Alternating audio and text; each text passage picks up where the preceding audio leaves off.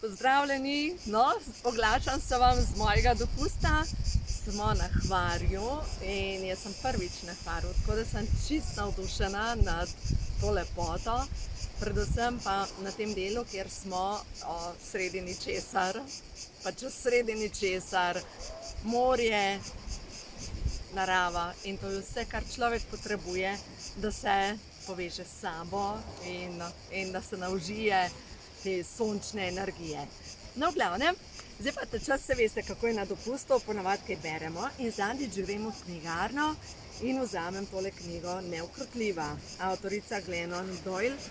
V glavnem njeno knjigo sem prebrala Bojevnica ljubezni že leta nazaj in mi je bila tako, wow, ženska se je borila za zakon. Ona sicer ozdravljena alkoholičarka, ozdravljena narkomanka, potem ko je zanosila, enostavno je pustila vse droge, prej je imela bulimijo in v glavnem verjela, da živi v srečnem zakonu in mi je zanimivo v prvi knjigi, ko opisuje, kako v bistvu v spolnosti se ni mogla sprostiti, kako je zdrsnila iz svojega telesa ven in opazovala, kako spušča njeno telo določene zvoke in na nek način čaka, da mine. In kako potem se je izkazalo, da je njen mož zasvojen s pornografijo in kako sta potem hodila na terapije in pozdravila svoj odnos.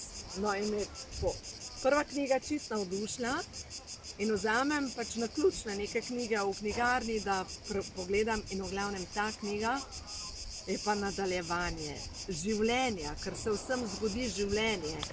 In ko je delala promocijo za prvo knjigo, je spoznala žensko, se zaljubila, se ločila.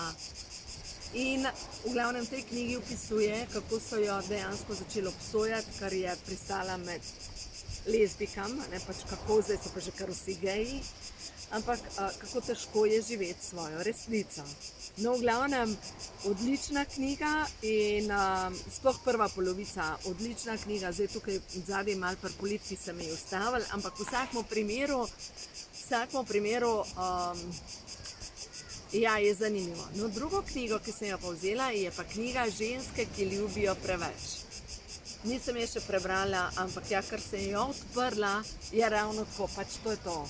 Imeti rada vse okrog sebe, pozabljati pa na to, da če ti sebe nimaš rada, kako boš imela druge rada. No in tukaj je v sosednjem apartmaju ena družina z Nemčije in v bistvu sem samo s to gospod začela govoriti in je rekla, da recimo ona je od mene mlajša 15 let in je rekla, da generacija njenih staršev, kjer so mame mučenice, na ta način, jaz se žrtvujem za družino, jaz sem tista, ki bom vse naredila, da boste vi srečni in jaz to Boga, ker sem na zadnjem mestu. Je rekla, mi, naša generacija, smo pa ženske, ki nam ni pomembno, kako smo videti, ja, želiš biti zdrava v zdravem telesu, ampak ni pomembno, da si z vsako ceno suha. Živimo čist druge vrednote in je rekla, da mnoge njene prijateljice so ženske, ki so feministke, se pravi, nimajo otrok, niso poročene, so v bistvu proti moškim. In to spet ni usklajena energija, se pravi, biti usklajeni moški in ženski energiji pomeni, da uživaš v svoji energiji, se pravi, ti, če poslušaš, če si ženska, da uživaš v svojem ženskem telesu, to sprejmeš, ne pa, da si ti kot ženska jezna na vse moške in samo pač tej borbeni moški energiji. Ker potem se vemo, se tvorijo moški hormoni in moški hormoni povzročajo ženskam same težave. In ravno tako, moški, ki so pa v ženski energiji, se jim pa tvorijo tako moški hormoni in ko so preveč v tej, kaj se reka, moški hormoni, ženski hormoni, in ko so moški preveč v ženski energiji, se jim tvori preveč estrogena, niso več poraščeni, preveč so ženstveni in po drugi strani seveda se jim pozna to na prirastu mišične mase in potem vse skupaj vpliva tudi na to, da postajajo vedno bolj mehki, kar sicer po srcu bi bilo dobro, ampak če imajo telo mehko, če jim začnejo od prsa rasti, to pomeni, da se jim proizvaja preveč estrogena. Tako da v vsakem primeru, dobro, saj vas danes ne bom učila o teh zadevah, ampak čustvovanje vpliva na naše hormone in to je zelo pomembno. Zdaj pa nekako se vam to sporočilo, ker vsako jutro delam tibetanske vaje. Tukaj je nasad oljk in je neverjetno oljka, ki je tik pred apartmajem, je stara 500 let in mi je tako wow. In nekoč so tukaj stale 3 takle hiške kamnite, pač res sredi ničesar in vam povem, ta pristna energija. No, pa smo se pa danes s hčerko pogovarjali, kako pomembno je, da mi razumemo sebe, kaj nas poveže s pristno energijo. Recimo, jaz sem rakica po horoskopu, čustvovanje je za rake značilno, in jaz rabim vodo. Se pravi, vsakih toliko časa bi rabila za svojo dobrobit vodo, da se umaknem nekam, da sem ob vodi in dejansko bi isto tudi vi mogli razumeti, kaj vaše telo potrebuje za to, da ste čim bolj v ravnovesju. Medtem ko ona potrebuje ne samo vodo, potrebuje tudi energijo dreves, se pravi to zemeljsko energijo. In je rekla, da je več kot to kamenje, pa voda pomenijo drevesa. Pa ne ta, recimo tukaj sedim pod enim borom, pa tukaj je en star bor, ampak dejansko hrasti, smreke, jelke, pač to, bolj gorensko. No, tako da je zanimivo, kako v bistvu, ko razumemo svoje telo, kaj nas napolni z energijo. Mi bi to mogli vsake 3 mesece narediti tako en majhen time out, si vzeti čas za sebe, zato da se napolnimo z novo energijo in gremo naprej. Ker pogosto, kaj naredimo? Ni tako kot telefone, ki jih damo pač polniti vsak večer, da se napolni baterija. Dejansko mi pogosto teramo in potem pripeljemo svoje telo do točke, ko skoraj da pregorimo. A vam povem eno zgodbo, kaj se je zgodilo? Ne povedati nikomur. Sarjin fant ni dobil dopusta in je potem kasneje prišel za nam. In v glavnem, prav to se je njemu zgodilo in isto je prispodoba za naše življenje. Naše telo je zanimiva mašina, zanimiv motor, ki ga lahko dolg časa teramo preko vseh obratov, ampak ko pa pride do ene točke, pregori. No, v glavnem, zamujal je na trajekt in si je rekel, bom jaz dal na ful in bo ta moj avto me bo že pripeljal, bom noter prinesel toliko časa. In dejansko moj avto na avtocesti odpovedal. Pač prišlo je do kratkega stika, ker enostavno ni več delal. In pol, ko smo se pogovarjali, sem rekla, pač to je tako, kot recimo, če jaz kuham in se odločim, da bom testo delala z mešalnikom, ki ni zmogljiv za mešati testo, in jaz lahko mešam, ampak potem se začne že kaditi iz tega mešalnika ven.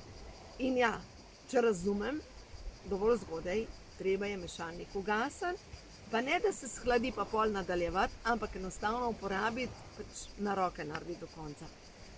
In ravno tako je pa z našim telesom. Mi moramo razumeti, da je naše telo pride do točke, ko ne zmore več.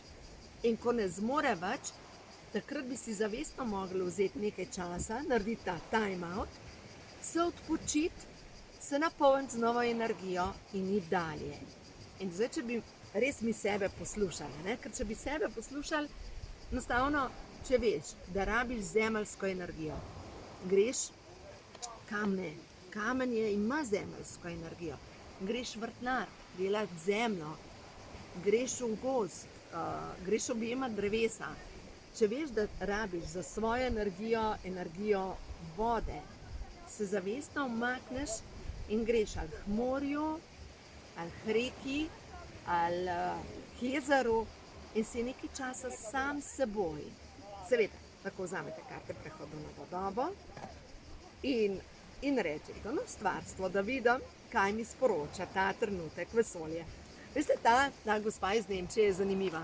Je rekla, joj, midva z možem sva se na tem dopustu že tolikrat skregala, enostavno ne vem, kam pelje. In potem sem ji dala pač karte in je potegnila prvo karto na dangel. Uriel, čustveni strup zapušča moje telo. Je rekla, ne moram verjeti in je ponavljala to afirmacijo. Reka, mene je jeza zapustila. No, zdaj pa da vidimo. Kakšno sporočilo je pa namenjeno za tebe? Pozitivna afirmacija, skrb prehodu v novo dobo. Da vidimo, kaj je ta trenutek pomembno za filanje tvojih baterij. Se pravi, tisto, kar je pomembno, čas za filanje tvojih energij. Oziroma, kje ti vteka energija? Povsod tam, kjer misliš, da nisi popolna. Povsod tam, kjer si ne dovoljš videti jasno in si ne dovoljš videti resnico.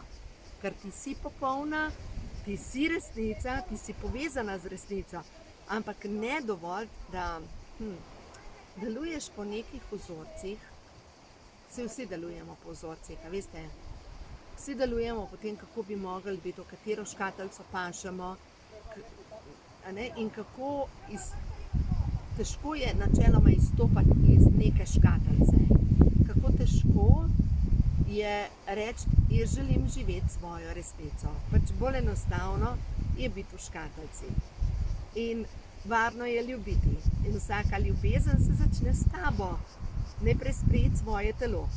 No in ko sva govorila s to Ninko, ne sem prav to rekla, da moja generacija je usmerjena v to, da sebe kritiziramo, da sebi govorimo, kaj ni v redu, kje imamo celulit, kje nekaj v redu, kje je kakšno, pač sebe kritiziramo. In če ste še tudi vi med temi, ki smo bili v osnovi vzgojene na ta način, da nismo dovolj, da je na nek način, če ste se enkrat v življenju poslušali, jaz sem zrasla v takem okolju, pač tako, adeno, babe, in to danes sem šla tankat, je bilo tako, jaz še nisem plačala in je gospod se delal neumnega, da ne razume, da moram jaz najprej plačati, ampak dejansko je prišel, je rekel, se bom samo benzin natankal. Se reka, ne gospod, ne morete, ker jaz moram prej plačati. In jaz vem, da je on že to večkrat delal, pač najde blond žensko, ona natanka nafto, on reče mu samo natankal in potem ta ženska plača njegov benzin. Pač pametno, a ne? In jaz sem rekla, pač gospod ne. In potem je prišel uslužbenec zraven in je rekel, gospod, morate počakati. In potem je začel, babe, pač po hrvaško, a ne? Vete, to je na nek način sovraštvo do žensk. In to je nekako nacionalno, skozi vero je to sovraštvo proti ženskam. In če veste, da imate vi da ste zrasli v takem okolju, pomeni, da boste nekaj mogli narediti v tej smeri, da boste najprej sebe vzljubili. In naslednja karta je prišla karta svoboda. Svobodna si in pogumno se odločaj za sebe. Da vidimo. In naslednja karta, srce ti vedno pove, kaj je resnično dobro za tebe. Vodstvo tvoje duše se nikdar ne izneveri in nova pot dovoljuj, da končni rezultat preseže vsa tvoja pričakovanja, ker nahajaš se na pravi poti. Da vidimo še ta karma, svobodna si, osvobajaš se starih vzorcev, tega ne potrebuješ več. No, tako da v glavnem, danes kratek pozdrav s Hvara. Jaz sem čisto navdušena na to lepoto in sem prvič na Hvaru in tisti, ki hodite že leta sem, seveda veste, kako lepo energijo ima ta otok in jaz sem prepričana, da se bom na ta otok sigurno še vrnila. Tako da uživajte in lep dopustniški pozdrav!